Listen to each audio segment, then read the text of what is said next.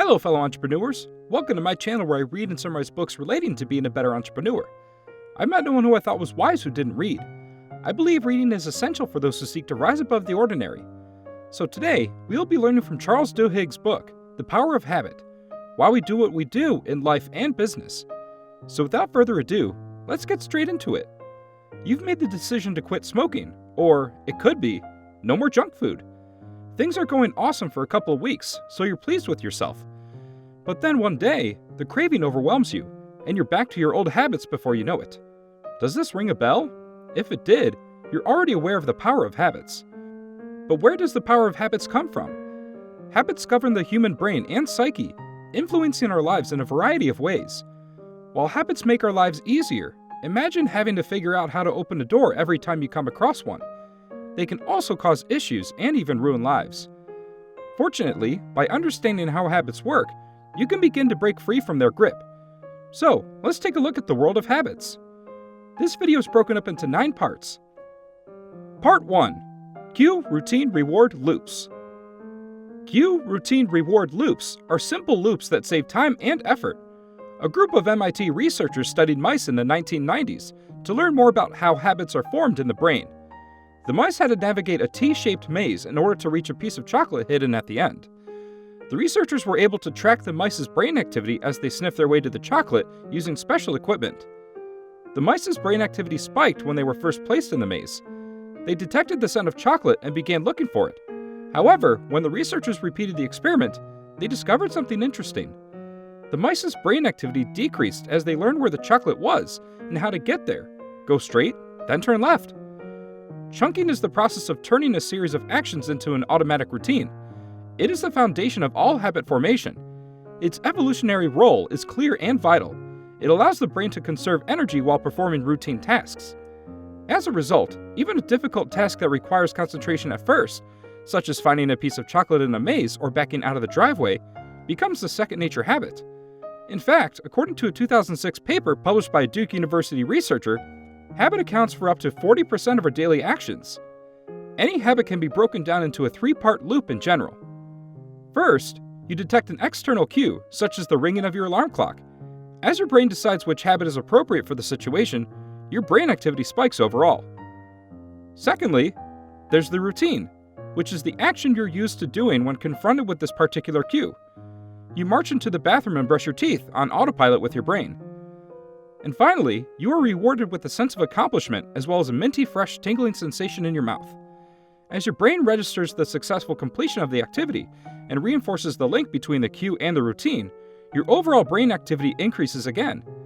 Habits are incredibly tough to break. People with severe brain damage may be able to maintain their old habits in some cases. Consider Eugene, a man who suffered severe encephalitis-related brain damage. He couldn't point to the kitchen door from his living room because he couldn't see it. When asked what he would do if he were hungry, he walked into the kitchen and grabbed a jar of nuts from one of the cabinets. Eugene was able to do so because the basal ganglia, a small neurological structure deep within the brain, is responsible for learning and maintaining habits. The basal ganglia can function normally even if the rest of the brain is damaged.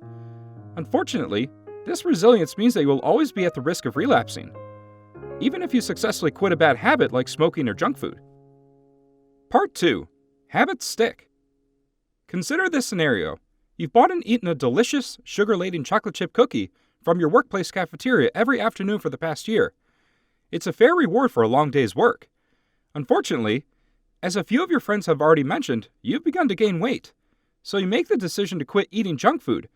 But how do you think you'll feel walking past the cafeteria without eating that first afternoon? It's likely that you'll either eat just one more cookie or go home in a grumpy mood.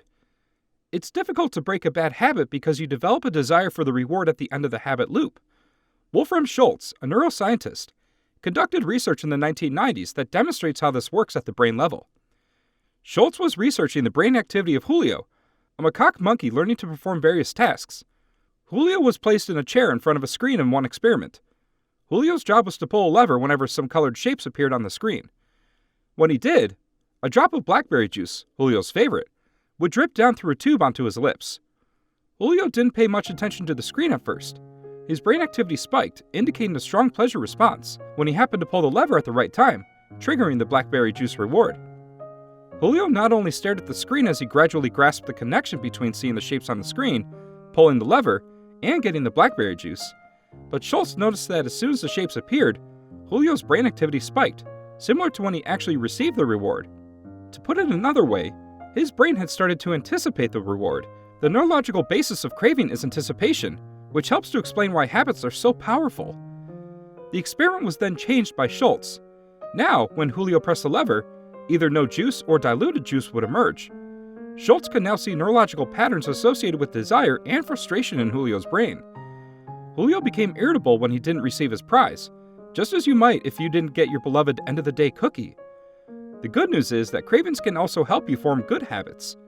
People who exercise regularly, for example, crave something from the exercise, whether it's an endorphin rush in the brain, a sense of accomplishment, or the treat they allow themselves afterward, according to a 2002 study from New Mexico State University. The craving is what keeps the habit going. Cues and rewards aren't enough. Given the importance of habits, it's no surprise that businesses strive to understand and create such desires in their customers. Claude Hopkins, the man who popularized Pepsodent toothpaste after countless other toothpaste brands failed, is a pioneer of this strategy. He gave us a reward that piqued our interest, the cool, tingling sensation we've come to expect from toothpaste. In the minds of consumers, that sensation not only proved that the product worked, it also became a tangible reward that they began to crave. Part 3. Substitute routines for habits. Substitute one routine for another and believe in the change to break a habit. When the craving for nicotine strikes, it's difficult to ignore, as anyone who has tried to quit smoking can tell. That's why the golden rule for quitting any habit is to redirect the craving rather than resisting it. To put it another way, you should keep the same cues and rewards while changing the routine that develops as a result of the craving. Several studies on former smokers have shown that identifying the cues and rewards associated with their smoking habit and replacing them with a routine that provides a similar reward, such as doing push-ups, eating a Nicorette, or simply relaxing for a few minutes, significantly increases the chances of remaining smoke-free. Alcoholics Anonymous, AA, is one organization that has used this method to great success, helping as many as 10 million alcoholics achieve sobriety. Participants in AA are asked to write down what they get out of drinking. In most cases, factors such as relaxation and companionship are far more important than intoxication itself. After that, AA offers new routines to address those cravings, such as attending meetings and talking to sponsors for companionship. The goal is to replace drinking with a healthier alternative. However, research on AA members has revealed that, while this method works well in general, it is insufficient on its own. A group of researchers from California's Alcohol Research Group noticed a pattern in their interviews with AA members in the early 2000s. The habit replacement method worked wonders for the respondent, but as soon as a stressful event occurred, the old habit was simply too strong to resist, regardless of how long they had been in the program. One recovering alcoholic, for example, had been sober for years when his mother called to tell him she had cancer. He left work and went straight to a bar after hanging up, and he was pretty much drunk for the next 2 years, in his own words. Further research has revealed that those who avoid relapse and maintain their sobriety frequently rely on faith. This is why God and spirituality are prominent in the AA philosophy. However, it is not always the religious component that helps people stay sober. Believing in God also helps participants believe in their own ability to change, which makes them more resilient in the face of adversity. Part 4. Focus on keystone habits. Focusing on keystone habits and achieving small wins can help you change. Investors were skeptical when Paul O'Neill, a former government bureaucrat, became the CEO of Alcoa, an alien aluminum company, in 1987. And O'Neill didn't help matters when he declared during an investor meeting in a swanky Manhattan luxury hotel that, rather than focusing on profits and revenues, he intended to make workplace safety his top priority. The board put a crazy hippie in charge, and he's going to kill the company, one investor told his clients right away. O'Neill attempted to persuade the skeptical investors of his reasoning. He argued that no amount of talk would reduce Alcoa's injury rates. Yes, the majority of CEOs claim to be concerned about workplace safety. However, empty words will never result in the formation of a company-wide habit, which is required for true change. Organizations, O'Neill knew, have habits. He also understood that changing an organization's direction entails changing its habits. He also understood that not all habits are created equal. Some habits, referred to as keystone habits, are more important than others because they have positive consequences in other areas. Managers and employees would be forced to consider how the manufacturing process could be made safer and how safety suggestions could be communicated to everyone if worker safety was prioritized. The end result would be a production organization that is highly streamlined and thus profitable. Despite the investors' reservations, O'Neill's strategy was a huge success. Alcoa's annual net income had increased fivefold by the time O'Neill retired in 2000. Individuals can also benefit from keystone habits. According to research, doctors have a difficult time convincing obese people to make significant lifestyle changes. When patients concentrate on developing one keystone habit, such as keeping a meticulous food journal, other beneficial habits emerge. Small wins, that is, early successes that are relatively easy to achieve, are the foundation of keystone habits. Developing a keystone habit can help you believe that change is possible in other areas of your life, which can lead to a chain reaction of positive change. Part 5. Importance of willpower. The most important keystone habit is willpower. Stanford University researchers conducted what would become a well-known study in the 1960s. A large group of 4-year-olds was herded into a room one by one. There was a marshmallow on the table in the room. Each child was given the option of eating the marshmallow right away, or waiting a few minutes and eating 2 marshmallows instead. After that, the researcher walked out of the room for 15 minutes. In the absence of the researcher, only about 30% of the children managed to avoid eating the marshmallow. But here's where it gets interesting. When the researchers tracked down the study's adults years later, they discovered that those who had shown the most willpower and waited the full 15 minutes had the best grades in school, were more popular on average, and were less likely to have drug addictions. Willpower appeared to be a foundational habit that could be applied to other aspects of life as well. Similar findings have been found in more recent studies. For example, a 2005 study of 8th graders found that students with high levels of willpower received better grades and were more likely to be accepted into selective schools. As a result, willpower is an important life habit. Willpower, on the other hand, can be highly inconsistent, as you may have noticed if you've ever tried to start exercising more. It's easy to get to the gym on some days, but it's nearly impossible on others. What is the reason for this? Willpower, it turns out, is similar to a muscle in that it can become fatigued. If you use up all of your willpower at work, concentrating on a tedious spreadsheet for example, you might not have any left when you get home. But the analogy goes even further. You can actually strengthen your willpower by engaging in habits that require resolution, such as sticking to a strict diet. It's been dubbed a willpower workout. Willpower can be influenced by a variety of factors. Starbucks, for example, discovered that, regardless of how they felt, all of its employees had the willpower to smile and be cheerful on most days. When things become stressful, such as when a customer starts screaming, they quickly lose their cool. According to the company's research, baristas who mentally prepared for the unpleasant situations and planned out how to overcome them could muster enough willpower to stick to the plan even under pressure. Starbucks created the latte method to assist them, which outlines a series of steps to take in a stressful situation. 1. Listening to the customer. 2. Acknowledging their complaint. 3. Taking action. 4. Thanking the customer. And finally 5. Explaining why the issue occurred. Starbucks baristas who practice this method repeatedly learn exactly what to do in a stressful situation and can maintain their composure.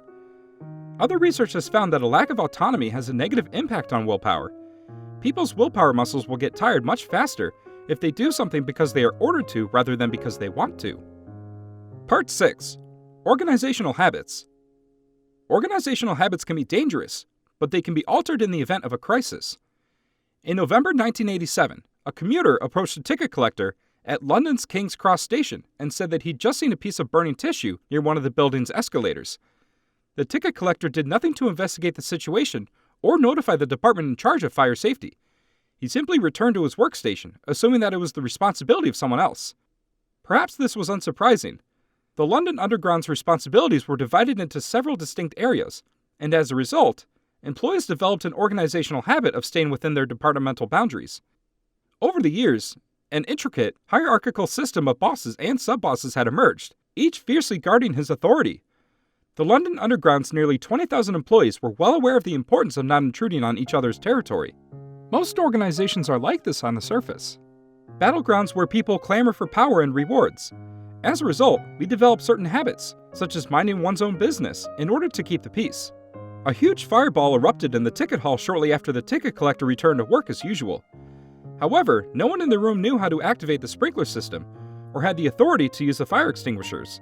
Passengers were so badly burned that their skin came off when touched, according to the rescuers, who were called in after a long series of failures to act by several employees at the station. In the end, 31 people were killed. The failure at the heart of this tragedy was that, despite the London Underground's complicated system of responsibility distribution, no single employee or department had overall responsibility for passenger safety. Even such tragedies, however, can have a silver lining. Crises provide a once-in-a-lifetime opportunity to reform organizational habits by creating a sense of urgency. This is why good leaders frequently actively prolong or even exacerbate a sense of crisis.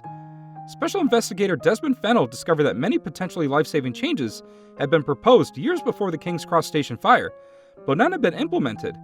When Fennell's suggestions were met with opposition, he turned the investigation into a media circus, a crisis that allowed him to make the changes. Every station now employs a manager whose primary responsibility is to ensure passenger safety. Part 7. Marketers take advantage of habits. Assume you're in your neighborhood supermarket. What is the first thing that you come across? Almost certainly, it's a lush pile of fresh fruits and vegetables. It doesn't make much sense if you think about it for a second. Fruits and vegetables should be displayed closer to the registers because they are soft and easily damaged by other items in the cart. However, marketers have long known that if we start our shopping trip by filling our carts with fresh, healthy items, we are more likely to buy unhealthy items later on, such as snacks and cookies. This may appear self-evident. Retailers, on the other hand, have figured out far more subtle ways to influence customers' buying habits. Here's an interesting fact.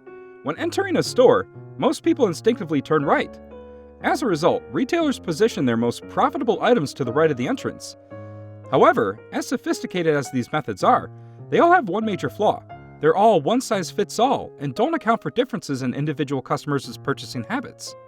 However, over the last few decades, advances in technology and data collection have made it possible to target customers with incredible precision. Target, an American retailer that serves millions of customers each year and collects terabytes of data on them, is one of the true masters of this game. The company decided to use the full force of its data in the early 2000s to target a segment of the population that had long been known to be one of the most profitable: new parents. Target, on the other hand, wanted to do more than market to new parents to gain an advantage over its competitors. It wanted to attract expecting parents before their babies were even born. It set out to determine the purchasing habits of pregnant women in order to accomplish this. Target's analysis was so successful that it was used to market to a pregnant teenage girl who had not yet informed her family about her situation. Target sent her baby-related coupons, prompting her father to pay an enraged visit to the local Target manager saying, "She's still in high school. Are you attempting to persuade her to become pregnant?" When the truth was revealed, it was up to the embarrassed father to apologize. Target quickly realized, however, that people disliked being watched. It figured out a clever way to bury its baby coupons among random and unrelated offers for lawnmowers and wine glasses in order for them to work. The offers had to appear to be the same old, untargeted ones. When it comes to selling something new, companies will go to great lengths to make it seem familiar. Radio DJs, for example, can ensure that a new song becomes popular by sandwiching it between two existing hit songs. If new habits or products do not appear to be new, they are far more likely to be accepted. Target received a lot of flack for its intrusive marketing strategy, but that doesn't mean it wasn't a huge success. The company's revenue increased from $44 billion in 2002 to $65 billion in 2009, thanks in large part to its efforts to target pregnant women. Part 8. Strong ties, peer pressure, and new habits give rise to movements. Rosa Parks, a black woman from Montgomery, Alabama, refused to give up her bus seat for a white man in 1955. She was detained and charged, and the events that followed cemented her reputation as a civil rights activist. Interestingly, her case was neither unique nor the first, despite the fact that it has become the most well-known. For the same reason, many others had already been arrested. So why did Rosa Parks' arrest lead to a year-long bus boycott? To begin with, Rosa Parks was extremely popular in the community and had an unusually large circle of friends. She was a member of a number of clubs and societies and had close ties to a wide range of people, from professors to field hands. For example, she was the secretary of the local NAACP chapter, was active in a youth organization at a Lutheran church near her home, and spent her spare time providing dressmaking services to low-income families, while still finding time to alter gowns for young debutantes from wealthy white families. She was so involved in her community that her husband joked that she ate at potlucks more than she did at home. Parks had what sociologists call strong ties, or first-hand relationships with a wide range of people from various social groups in her community. These ties not only helped her get out of jail, but they also spread word of her arrest through Montgomery, sparking the bus boycott. Her friends, on the other hand, could not have sustained a boycott for long. This is where peer pressure comes in. Aside from strong ties, social spheres also have weak ties, which are acquaintances rather than friends. Peer pressure is mostly applied through weak ties. It is more difficult to opt out when a person's larger network of friends and acquaintances supports a cause.